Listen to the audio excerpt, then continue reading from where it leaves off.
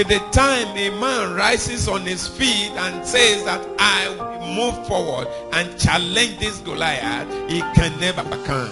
Tí ò bá di àkókò kan tí ènìyàn bá sọ wípé tó bá dìde tó sọ wípé èmi ó tẹ̀síwájú tó sì dojúkọ Gòláyátì ní kò ní lè borí. David was not afraid of the size of Goliath. Dáfídì kò bẹ̀rù gíga Gòláyátì. He was not afraid of the height of a Goliath.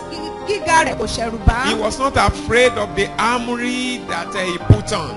Kò tiẹ̀ bẹ̀rù àwọn ohun èlò ogun èyí tí ó gbé wọ̀. In fact, he was not afraid of the people around. Kò bẹ̀rù àwọn ènìyàn tó yí wọn ká. He was not afraid of the host of army of a Philistine. Kò bẹ̀rù àwọn ọmọ ogun Fílístínì. He was not afraid of what his brother would say. Kò bẹ̀rù ohun tí àwọn ẹ̀gbọ́n rẹ̀ gangan pàápàá He ó was sọ. not afraid of what the army of Israel would say. Kò bẹ̀rù ohun tí àwọn ọmọ ogun Ísírẹ́lì yóò sọ. He was not afraid if we would have a failure. Kò tiẹ̀ bẹ̀rù pé àbóhùn ó bá ìjákulẹ̀ But pàdé. the one thing he did, Ṣùgbọ́n nǹkan tí ó ṣe. he summoned up courage. Ó ní ìgboyà. He stood on his feet Ó dìde lórí ẹsẹ̀ rẹ̀. and he marched forward. Ó sì tẹ̀síwájú. He said, I will go and fight, Ó wí pé èmi ó lọ, èmi ó sì jà. believing that he will conquer. Ní ìgbàgbọ́ wípé òun yóò ṣẹ́gun. Listeners, Olùtẹ́tí sí. if you will have victory over your enemy, Tí ẹ ó bá ṣẹ́gun lórí àwọn ọ̀tá yín. if your Goliath will fall for you,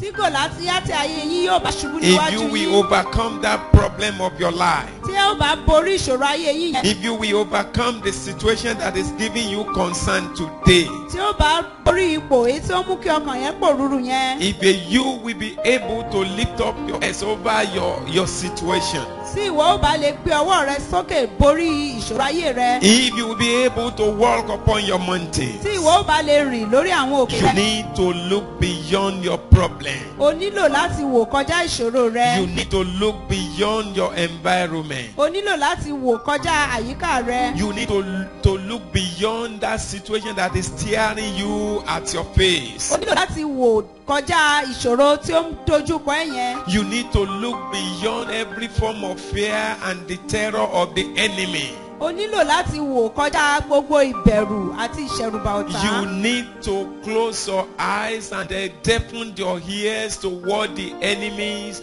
may be saying or the environment may be telling you. O nílò láti di ojú rẹ kí o sì di etí rẹ sí ohun tí ọ̀tá àbí àyíká rẹ lè máa sọ fún ẹ. David decided not to see the size or the height of Goliath. Dáfídì pinnu láti má rí bí Gòláyátì ṣe tóbi tó àti bó ṣe ga tó. He decided not to see how he has secured himself against any dart of the arrow of his enemy.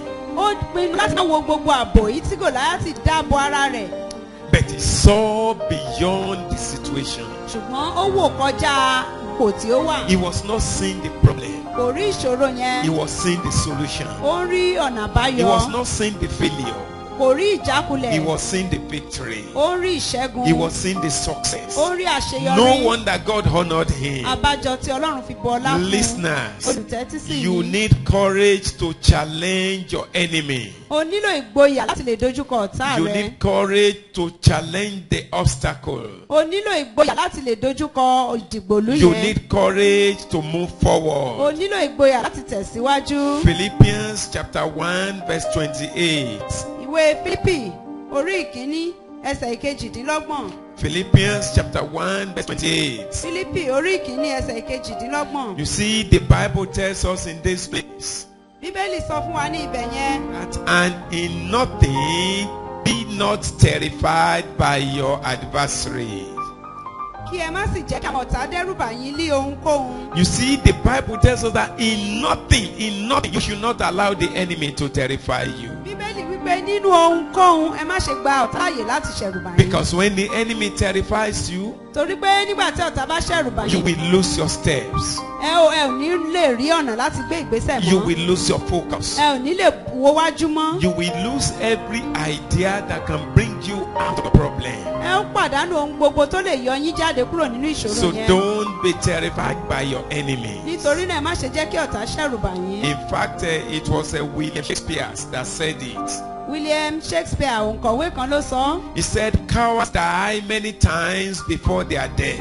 wípé àwọn ojo wọn máa ń kú ní ọ̀pọ̀lọpọ̀ ìgbà kí ikú yẹn gan tó dé. But the billion never die but once. ṣùgbọ́n àwọn akin wọn máa ń kú lẹ́ẹ̀kan ṣoṣo. So why do you have to die many times before your death? kí ló wá dé tí ó ti kú láìmọye ìgbà kí ikú gan tó dé. Why do you have to kill yourself when the death is not even there for you? kí ló dé tí ìwọ fẹ́ para rẹ nígbà tí ikú gan kò sí níbẹ̀ fún ẹ. Many of you have not been able to overcome your enemies today ọ̀pọ̀lọpọ̀ yín ni àlejò orí ọ̀tá yín lónìí because of fear. nítorí ẹ̀rù. Many of you have not been able to overcome the problem of life today ọ̀pọ̀lọpọ̀ ní yín ni ẹ ò lè borí ìṣòro ayé lónìí. because of the fear that you are nursing here and there. nítorí ẹ̀rù èyí tí ẹ̀ ń rù káàkiri. Many of you have not been able to travel home to meet your parents ọ̀pọ̀lọpọ̀ yín ni ẹ ò lè lọ sí ìlú abínibí yín láti just bá àwọn òbí yín because of fear. nítorí ẹ̀rù. Many of you have been afraid even to travel today because of fear. ọ̀pọ̀lọpọ̀ yín ni ẹ̀rù àti rìnrìn àjò ń bà lónìí nítorí ẹ̀rù. And do you know that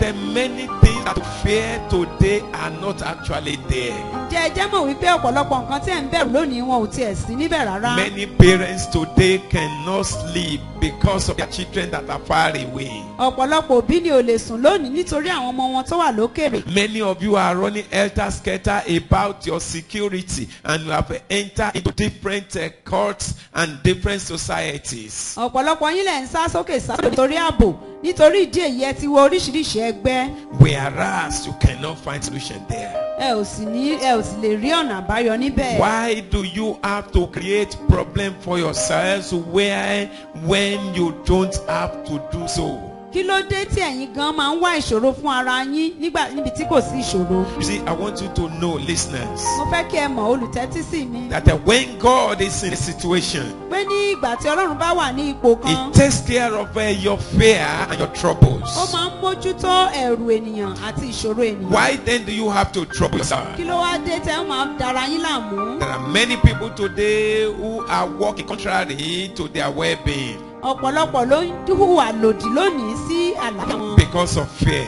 nítorí ẹ̀rù. They are afraid of what people will say about them. wọ́n bẹ̀rù ohun tí àwọn ènìyàn yóò sọ nípa wọn. They are afraid of tomorrow. wọ́n bẹ̀rù ọjọ́ ọ̀la. They are afraid of their relatives. wọ́n bẹ̀rù àwọn ẹbí wọn. They are afraid of what the spouse will say. wọ́n bẹ̀rù ohun tí àwọn ọkọ tàbí aya wọn yóò sọ. They are afraid of what the spouse is feeling concerning them and their situations. wọ́n bẹ̀rù ohun tí ọkọ tàbí aya wọn ń rò nípa ipò tí wọ́n In wà. fact, they are afraid of what their friends will say if they should take certain steps. wọ́n tiẹ̀ tún bẹ̀rù ohun tí àwọn ọ̀rẹ́ wọn yóò sọ tí wọ́n bá láti àwọn ìgbésẹ̀ And kan. by this, they have put themselves in perpetual fear and troubles. nítorí eléyìí wọ́n ti wá fi ara wọn sínú ìbẹ̀rù ayérayé àti ìṣòro. Listeners, olùtẹ́tí I want to tell you that you need to put away every form of fear mo fẹ́ sọ fún ẹ pé o gbọ́dọ̀ gbé gbogbo ìṣòro gbogbo ẹ̀rù sẹ́gbẹ̀ẹ́ kan. and be bold to confront that situation that is troubling your life. kí o sì ní ìgboyà láti dojúkọ ipò èyí tí ó ń dojúkọ ayé rẹ For yẹn. with God on your side, nítorí pé pẹ̀lú Ọlọ́run ní ìhà rẹ. that Goliath will fall. Gòláyátì yẹn yóò ṣubú. With God on your side, pẹ̀lú Ọlọ́run ní with ìhà rẹ. your trust in the living God, pẹ̀lú ìgbẹ́kẹ̀lé rẹ nínú Ọlọ́run that alààyè mountain yẹn. will move.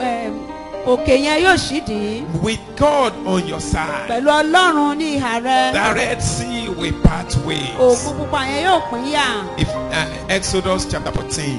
ìwé Ẹ́xódù orí kẹrìnlá. Exodus chapter 14. Ẹ́xódù orí kẹrìnlá. There the Bible tells us, níbẹ̀ Bíbélì ń sọ fún wa. when the Israelites were coming out of the land of bondage, that is Egypt, nígbà tí àwọn ọmọ Ísírẹ́lì ń jáde kúrò ní ilẹ̀ ìgbèkùn They- ìyẹn nílẹ̀ Íjíbítì. they got to the Red Sea. wọ́n dé ibi òkun pa. And when they got there, nígbà tí wọ́n sì débẹ̀. they had problem of moving forward. wọ́n ní ìṣòwájú. The Red Sea was a big Goliath before them.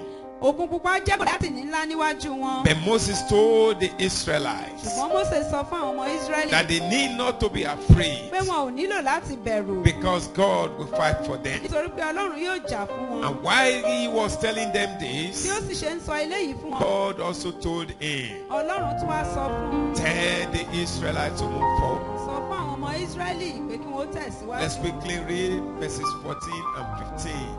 a ó kà láti ẹsẹ̀ ìkẹrìnlá àti ìkẹẹ̀dógún. Exodus chapter 14. The Lord shall fight for you, and ye shall go